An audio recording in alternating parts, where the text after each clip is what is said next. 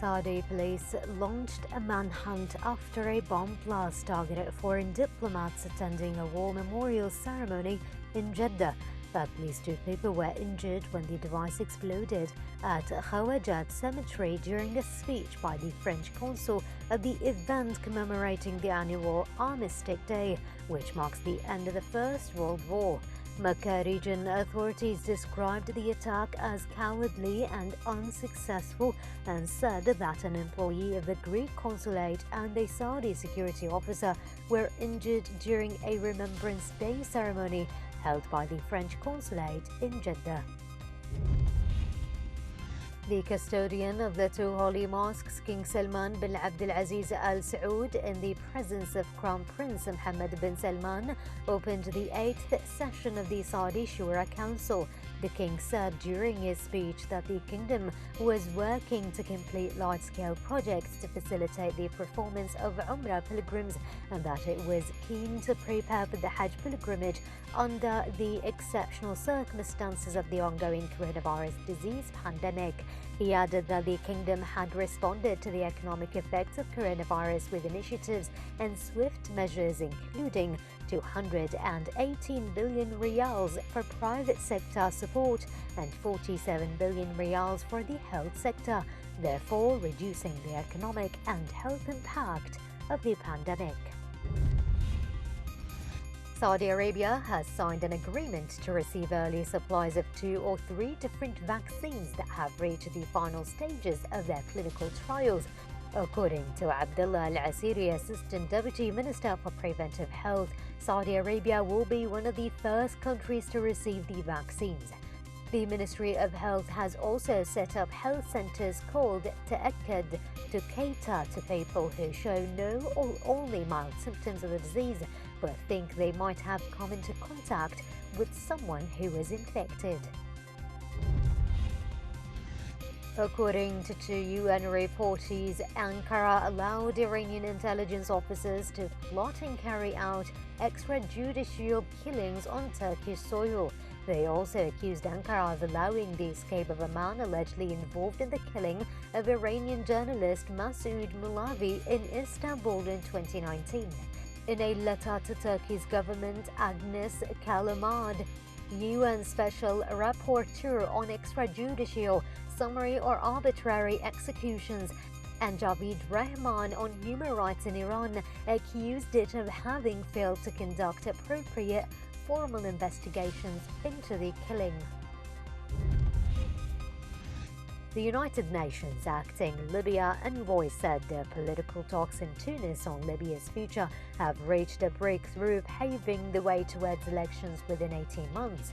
The participants reached a preliminary agreement on a roadmap to parliamentary and presidential elections that includes steps to unite Libya's institutions, Stephanie Williams said at a news conference in Tunis.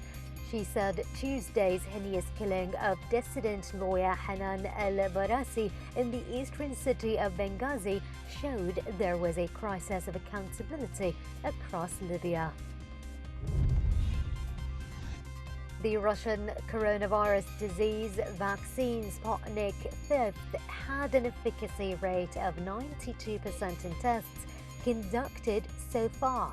News of the success of the Russian vaccine came 2 days after a vaccine developed by the American firm Pfizer in partnership with Germany's BioNTech was reported to be 90% effective, and as vaccines from China were rolled out to frontline health workers in the UAE and elsewhere. Tests of the Sputnik drug are currently in progress, involving 40,000 people in Russia, Belarus, the UAE and India. Russia has also been collaborating with health authorities in Saudi Arabia about the possibility of extending tests to the kingdom.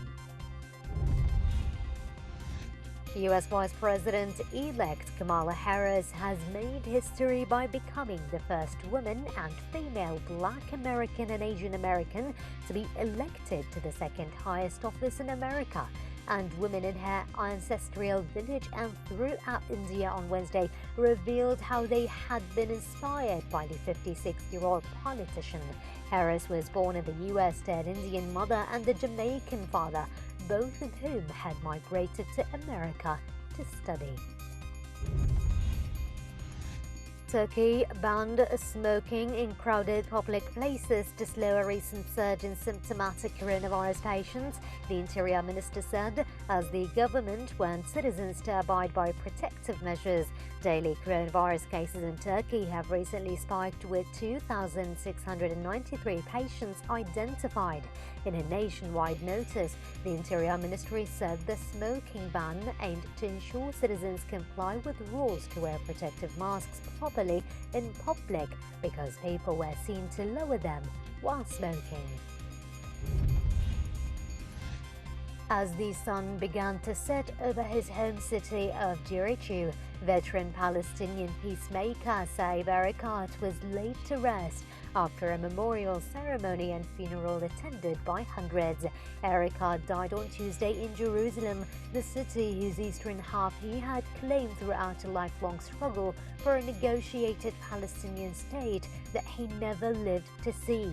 A long-serving member of the Nationalist Party Fatah, Erekat was Secretary General of the Palestinian Liberation Organization and a confidant and advisor to its former leader Yasser Arafat and his successor, Palestinian President Mahmoud Abbas.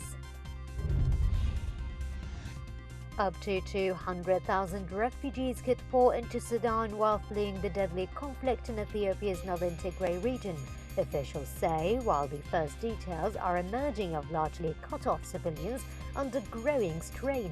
Already at least 6,000 people have crossed the border.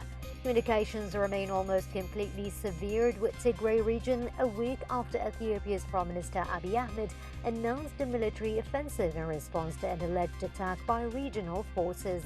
He insists there will be no negotiations with the regional government he considers illegal until its ruling is arrested and its well-stocked arsenal is destroyed.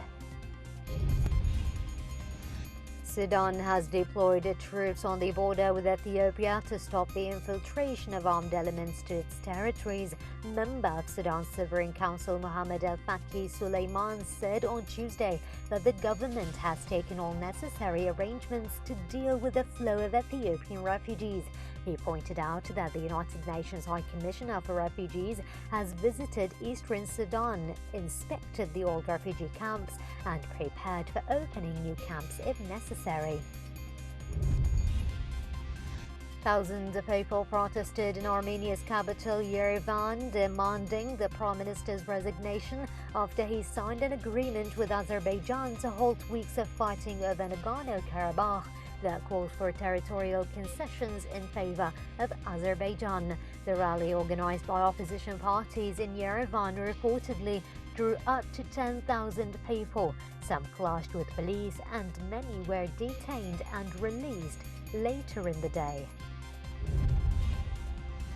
No entry fee, no face masks, and no risks in a new pandemic age online exhibition. New York's Brooklyn Museum is displaying costumes from the popular show The Crown online.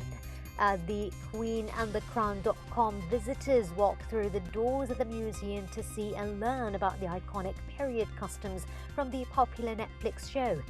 The exhibition also highlights pieces from the Queen's Gambit mini-series about a chess prodigy.